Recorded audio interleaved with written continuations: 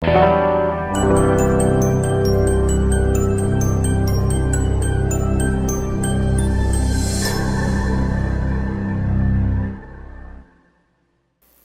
cumprimento a igreja com a graça e a paz do Senhor Jesus, amém? Vamos abrir a palavra, um texto bastante conhecido, mas muito lindo de se ver e viver. Eclesiastes, capítulo 3, versículo 1 a 8. Eu digo que é uma bênção poder estar aqui novamente na tarde da vitória.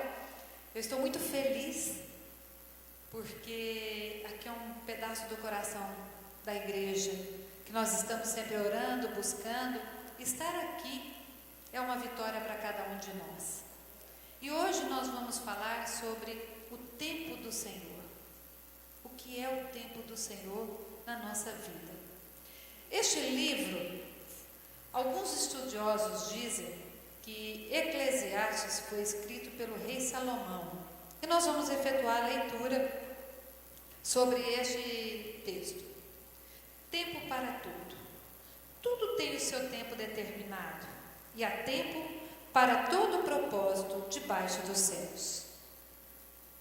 Há tempo de nascer e tempo de morrer, tempo de plantar e tempo de arrancar o que se plantou, tempo de matar e tempo de curar, tempo de derribar e tempo de edificar, tempo de chorar e tempo de rir, tempo de prantear e tempo de saltar de alegrias, tempo de espalhar pedras e tempo de ajuntar pedras, tempo de abraçar e tempo de afastar-se de abraçar, tempo de buscar e tempo de perder, tempo de guardar e tempo de deitar fora, tempo de rasgar e tempo de coser, tempo de estar calado e tempo de falar, tempo de amar e tempo de aborrecer, tempo de guerra e tempo de paz.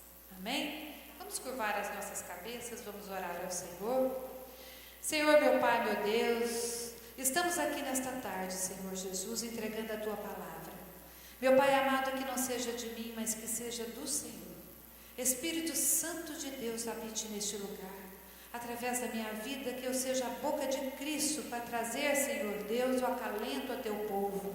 Senhor Deus, ministra, Pai amado, aquilo, Senhor Jesus, que o Senhor tem de mais precioso para conosco. Obrigada, meu Pai, pela oportunidade. Obrigada por estar aqui, Senhor Deus, te servindo e ser e poder estar sempre contigo. É o que nós oramos agradecidos no nome santo do Senhor Jesus. Amém. Glória a Deus.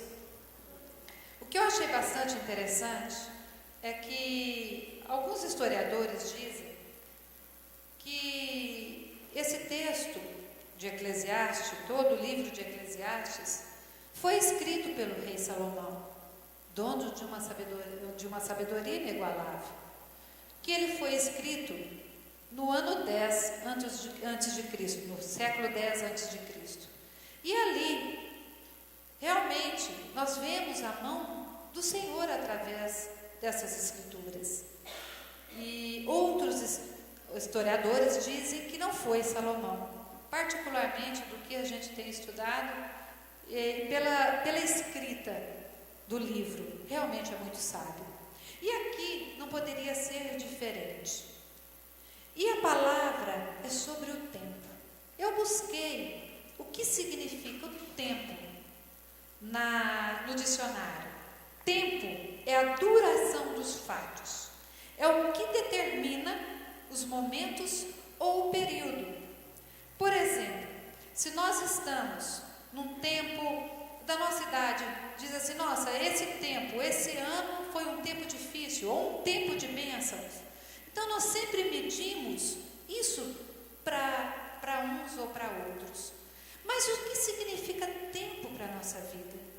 E às vezes, um segundo apenas, ou um milésimo de segundo, pode nos fazer com uma alegria muito grande, ou infelizmente, às vezes com uma tristeza, dependendo inclusive do poder da nossa língua através do tempo, porque nós podemos lançar em um determinado tempo uma palavra que às vezes pode destruir grande parte de tudo aquilo que nós temos levantado perante o Senhor Jesus. E quando nós lemos esse texto, eu quero dedilhar um pouco mais sobre cada versículo, do que nós podemos aprender com ele. Tudo tem o seu tempo determinado, e há tempo para todo o propósito debaixo dos céus. Então, a primeira coisa que nós podemos aprender nesse texto, que há propósito em tudo, em todo e qualquer circunstância que nós vivenciamos, Deus está no comando. E muitas vezes, através das nossas atitudes, Deus ainda, pela misericórdia dele, transforma aquela determinada situação, naquele período, em bênçãos para a nossa vida. Mesmo nós em circunstância de desobediência. Nós vemos isso através de tantos personagens dentro da Bíblia que Deus usou. Imagina Noé, em 120 anos, num tempo imenso, que foi chacoteado, foi humilhado, foi pisoteado. E mesmo assim, ele respeitou o tempo de Deus na obediência por construir a arca de Noé. Quantas pessoas passaram por ele e falou assim: você está louco? Quantas pessoas passam por mim e por você e diz: como você pode gastar o seu tempo 3 horas da tarde no culto numa igreja se você poderia estar trabalhando? Eu já ouvi isso. Mas nós estamos aqui na palavra do Senhor. Nós estamos aqui servindo o Senhor com alegria, para poder dizer aqui: nós somos o templo do Senhor. Nós somos templo e tempo do Senhor, para que Ele possa fazer em mim e você o que Ele bem desejar e entender. Se nós estivermos dispostos a pagar um preço para o Senhor, porque Ele está. Ele não desiste nem de mim nem de você. E continuando na palavra, ele diz: há tempo de nascer e tempo de morrer. E eu fiquei pensando sobre isso. O que é nascer, o que é morrer?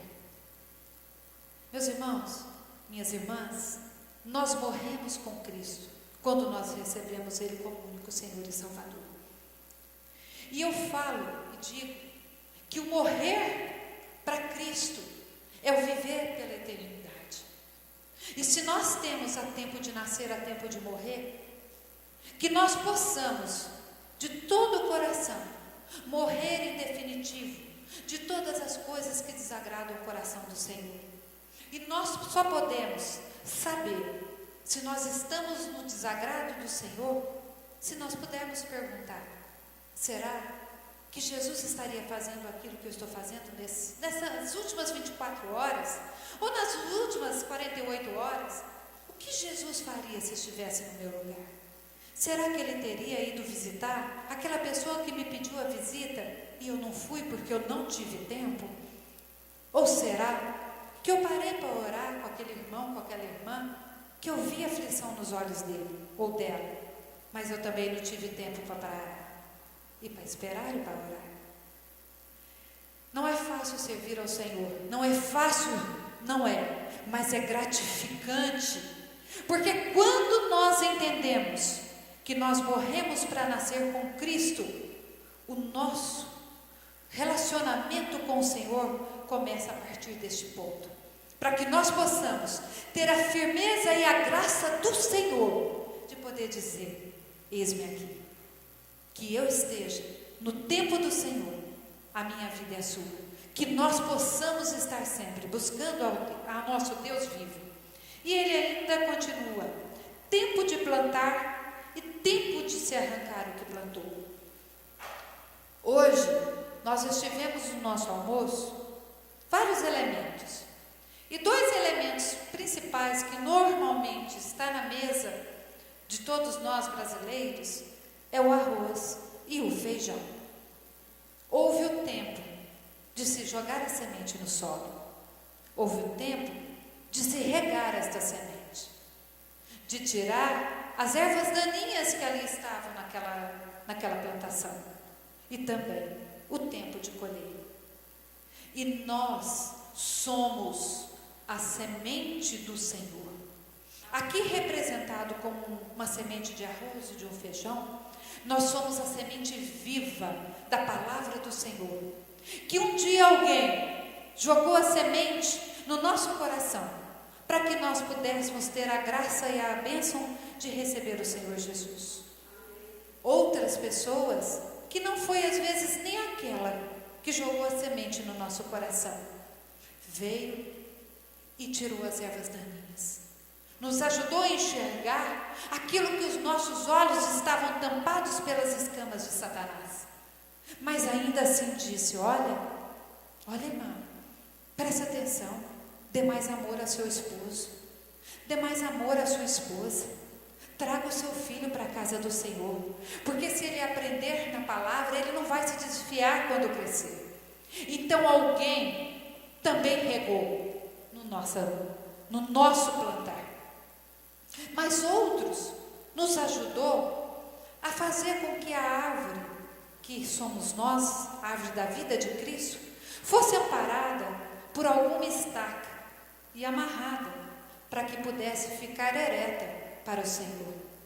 E outro tempo até, para que nós pudéssemos ser podadas no caráter, na atitude, na ação, porque até para oração nós temos que ter ação, colocar o joelho no chão, tomar atitude com a nossa família, no nosso trabalho. Quantas pessoas às vezes estão ali precisando, e nós, com o tempo corrido, não temos condições nem de parar. Do que vale isso tudo?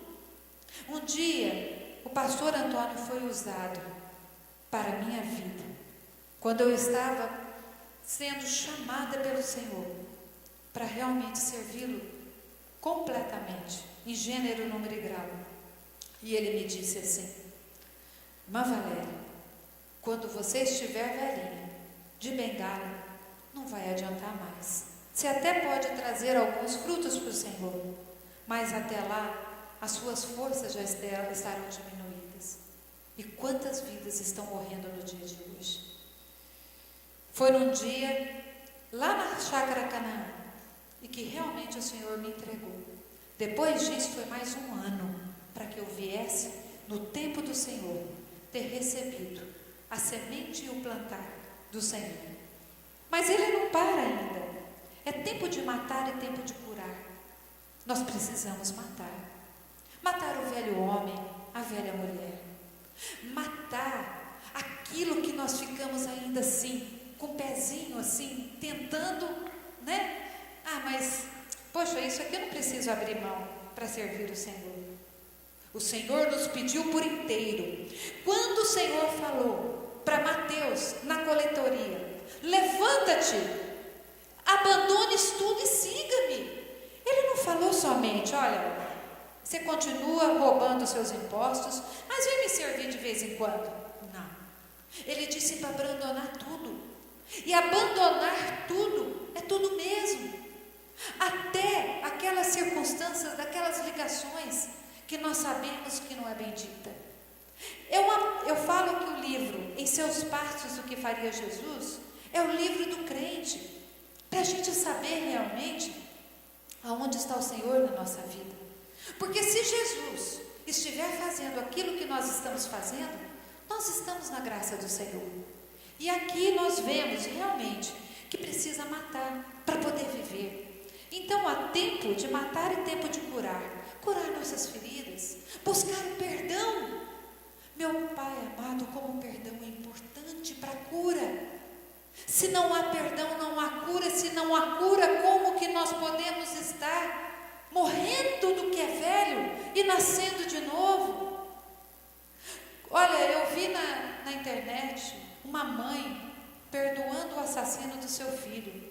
Eu vivi essa situação em Goiânia, com uma irmã do internato, Márcia conhece, a Fernanda. A filha dela foi assassinada numa madrugada. Ela foi evangelizar na cadeia o assassino do filho dela, da filha dela. Não sei se eu teria coragem suficiente para tudo isso. Olha, Deus precisa mexer muito no nosso coração. Mas eu admirei Fernanda. E eu conheço Fernanda de verdade. E ela foi verdadeira naquilo que ela fez. E nós? Onde estamos nós com o nosso coração? E diz, tempo de derribar e tempo de edificar. Às vezes é necessário que nós colocamos uma dinamite naquilo que está nos prendendo, para que possa ser construído de novo. Uma casa, é mais fácil você desmanchar ela toda e construir de novo, do que você reformar uma casa que já está construída. Tem um remendo aqui, tem um aperto ali, quebra um cano de lá, é uma confusão. Então precisa ser destruído, precisa. E nós precisamos tirar aquilo do que nós podemos estar com o tempo limpo para o Senhor. E Salomão foi sábio aqui em nos dizer tudo isso. Há tempo de chorar e tempo de sorrir. Não tenha vergonha de chorar. Não tenha vergonha de mostrar os seus sentimentos. Os nossos sentimentos são do Senhor. Ele nos vê e nos olha, mas nós podemos também pedir o apoio entre os irmãos. Nós estamos em unidade aqui. A igreja somos nós, a unidade do Senhor. E às vezes, eu posso estar precisando de colo, de choro, de acalento. Nosso irmão do lado também pode estar. Então que nós tenhamos a sensibilidade em Cristo, para poder sorrir e para poder chorar. E também a palavra diz, tempo de prantear e tempo de saltar de alegrias. Nós podemos chorar sim, e podemos nos alegrar com tantos feitos e maravilhas. Irmã Araceli, aqui no início, disse que ela tem tantas bênçãos, tantas coisas para contar para o Senhor, do que Ele fez, que é tantas, que eu acredito que ficaria 2, 3 dias aqui a gente contando, né, irmã Araceli? E é essa bênção do Senhor. Então vamos nos alegrar, vamos trazer a esperança do Senhor nos nossos corações. Os problemas existem, vão continuar existindo hoje, amanhã, depois de amanhã, daqui 1 ano, daqui 10 anos.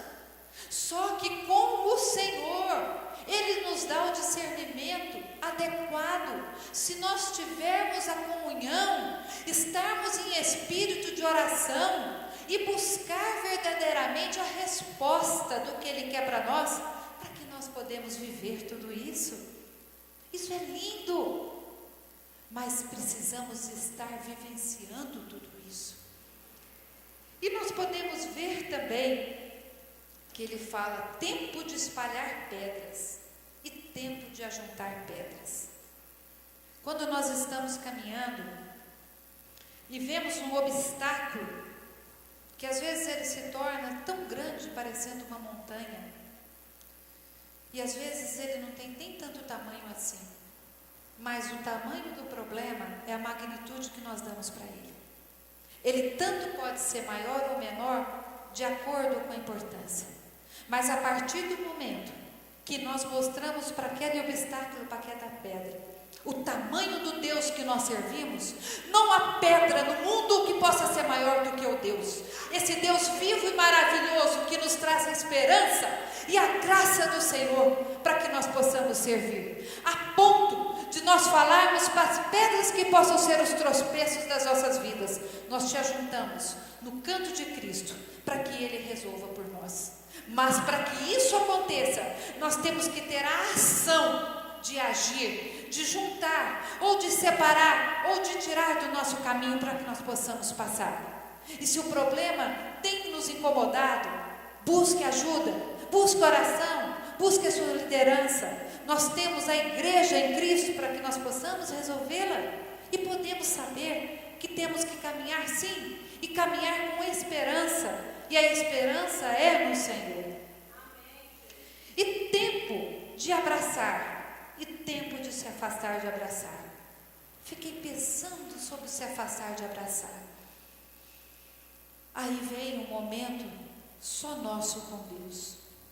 É aquele momento que nós estamos no vale de Jaboque, que nós estamos esperando uma palavra do Senhor, e o silêncio é total, e parece que a gente não enxerga nada pela frente. E aí, a palavra que me veio ao coração, é neste momento que o Senhor está carregando a mim e a você nos braços, falando para que eu e você não tenha nenhuma dúvida sequer, que no Jaboque Ele está te abraçando, amando e te dizendo: você não está só. Mas às vezes nós precisamos da solidão para que nós possamos entender e aprender no silêncio do Senhor o caminho para que nós possamos seguir. E o abraçar é a comunhão, é poder dizer: venci, passei, fui aprovada. Esse tempo que foi mesmo tempo, mesmo sendo de vale, eu sei que eu estou com Cristo. Eu sei que estamos e podemos muito mais do que nós possamos imaginar, que ainda Deus tem para nos entregar, mas é pela fé, e que nós possamos poder abraçar tudo isso que nós estamos vivenciando. É tempo de buscar e tempo de perder. Perder. Eu não gosto de perder. Eu penso que ninguém gosta de perder, se nós estivéssemos no mundo natural.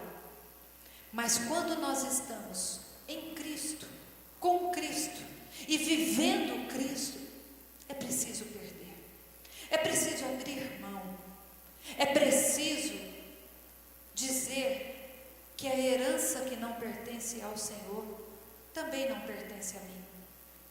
O lugar que eu não posso dizer a palavra do Senhor e que eu não posso sequer estar na comunhão com o Senhor, fica difícil para eu estar lá.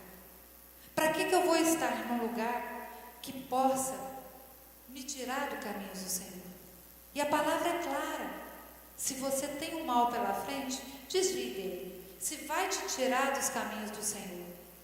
E nesse ponto, eu passei por uma situação muito séria. 2 anos depois que eu me converti, a minha família realmente estava numa guerra muito grande, espíritas, de me tirarem realmente da palavra do Senhor. E o sonho do meu pai e da minha mãe era que eu deixasse de ser evangélica. E eu fui para os Estados Unidos fazer escola missionária. Passei por um acidente de carro aqui no Brasil, capotou meu carro, eu fiquei sem emprego, meu irmão faleceu, veio todas as coisas ao mesmo tempo para testar realmente aonde eu estava com o meu coração. Eram as perdas que eu vivenciei ali.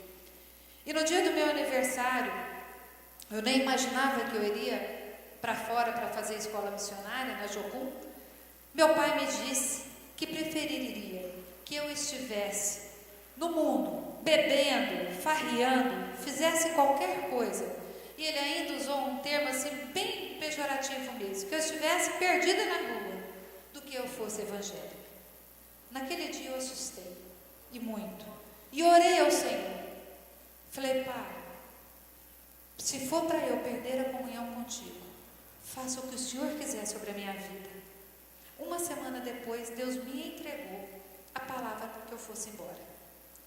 Em um mês, entre tirar passaporte, tirar o visto e estar nos Estados Unidos, em um mês, que era algo que não se poderia acontecer, e eu fui pela porta da frente, tirei o visto com duplas entradas, que eu poderia tanto ir e como voltar.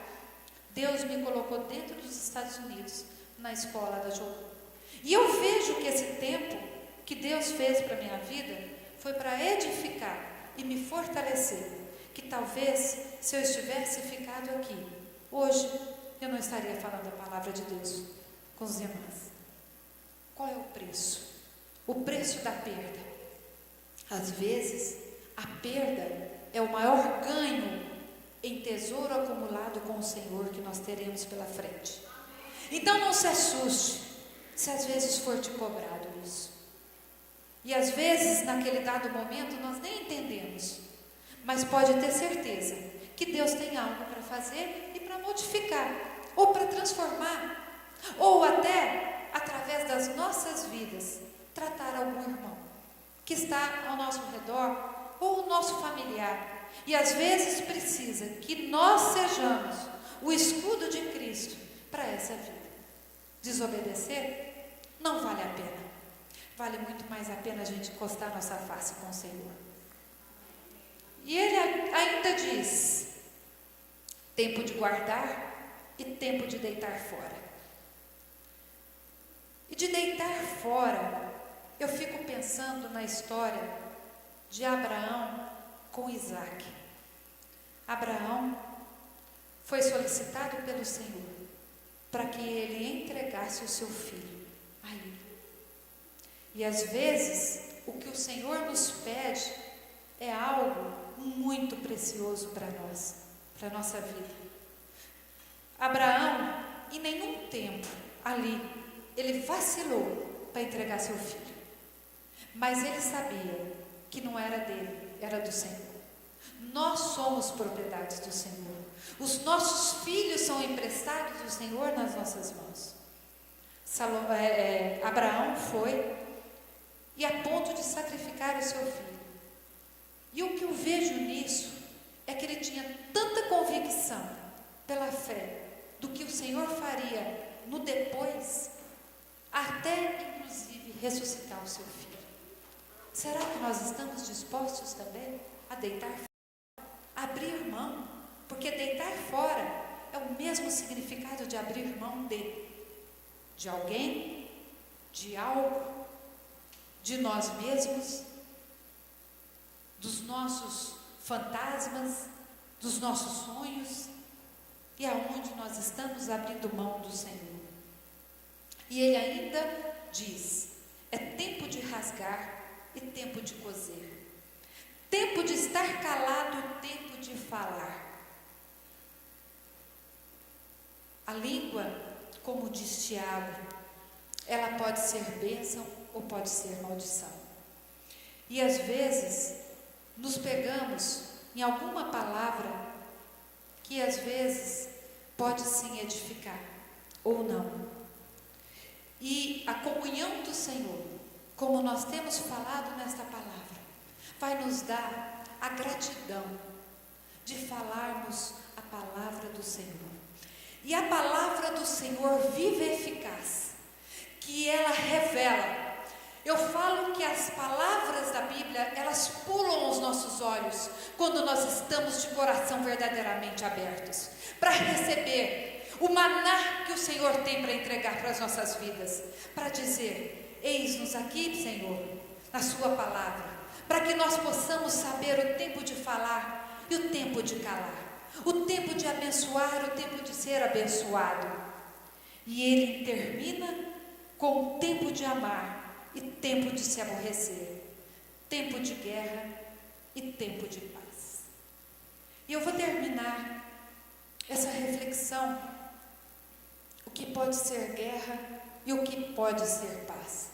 Depende do prisma que nós estamos vendo.